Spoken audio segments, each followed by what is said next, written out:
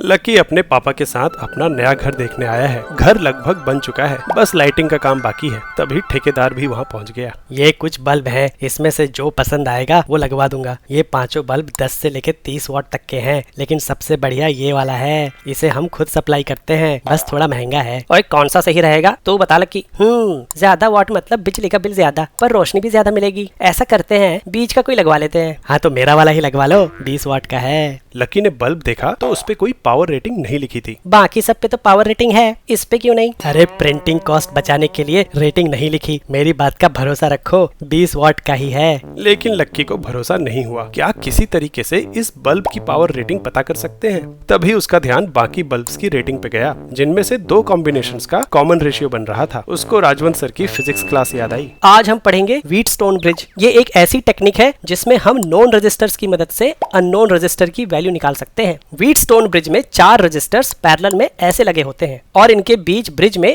एक और रजिस्टर जैसे कि बल्ब लगा होता है। ये बल्ब तभी बुझेगा जब व्हीटस्टोन ब्रिज बैलेंस्ड होगा, यानी इन रजिस्टर्स का रेशियो एक दूसरे के बराबर होगा। पर सर ऐसा होगा कैसे? क्योंकि बल्ब बुझने का मतलब है कि इन दोनों पॉइंट्स का वोल्टेज बराबर है। अगर लेफ्ट वाली ब्रांच का करंट I और राइट वाली का I' मान लें, तो R1 के अक्रॉस वोल्टेज ड्रॉप होगा I गुने R1 और R3 के अक्रॉस I' गुने R3। ब्रिज के दोनों पॉइंट्स के वोल्टेज बराबर होने के लिए दोनों रजिस्टर्स के अक्रॉस वोल्टेज ड्रॉप्स भी बराबर होने पड़ेंगे। मतलब I_R1 बराबर होगा I'(R3) के। यहाँ से I' बटे I का रेशियो आ गया R1 बटे R3। यही लॉजिक अगर R2 और R4 पे लगाएंगे तो वहां से भी I' और I का रेशियो R2 बटे R4 के बराबर ही आएगा, यानी कि R1 बटे R3 बराबर होगा R2 बटे R4 के। मतलब अगर बल्ब नहीं जल रहा है और हमें इन चारों में से 3 रजिस्टर्स की वैल्यूज पता है, तो हम चौथे की वैल्यू आराम से निकाल सकते हैं। लकी ने यही कॉन्सेप्ट बल्ब्स पे अप्लाई किया और 4 बल्ब जिनकी पावर का रेशियो बराबर था उन्हें ऐसे लगाया, और बीच वाले ब्रिज में करंट है कि नहीं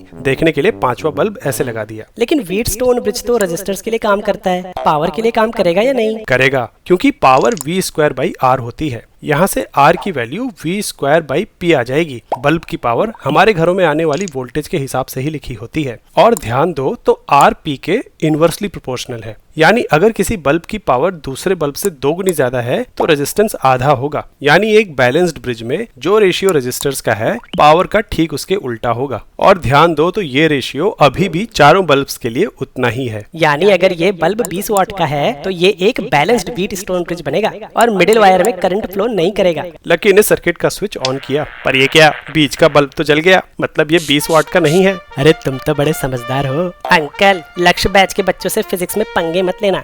अगर जेईई या नीट की तैयारी कर रहे हो तो फिजिक्स वाला के बैचेस चेकआउट करो, लिंक चैनल पेज पे है।